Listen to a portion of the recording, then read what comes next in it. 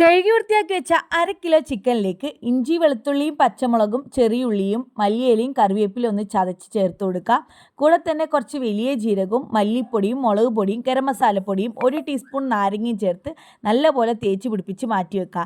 ചൂടായ കുക്കറിലേക്ക് നെയ്യ് അല്ലെങ്കിൽ ഓയിൽ ഒഴിച്ച് കൊടുക്കുക. അതിലേക്ക് അരിഞ്ഞു വെച്ചിട്ടുള്ള 2 സവാള ഇട്ട് കൊടുക്കുക. സവാള ഒരുപാട് കരിയാതെ ലേശം ഒന്ന് മൊരിഞ്ഞ രീതി വേണം വറുത്തെടുക്കാനായിട്ട്. വറുത്തെടുത്ത സവാള മാറ്റി വെക്കുക. ഇനി അതേ കുക്കറിലേക്ക് തന്നെ 2 തക്കാളി ഇട്ട് കൊടുക്കുക. മസാല തേച്ച് വെച്ചിട്ടുള്ള ചിക്കൻ ഇട്ട് കൊടുക്കുക. പട്ട ഗ്രാമ്പു ഏലക്കായും കൂടെ ചേർത്ത് കൊടുക്കുക. കഴുകി വൃത്തിയാക്കി വെച്ച 1/2 കിലോ ജീരകസാല അരി ചേർത്ത് കൊടുക്കുക.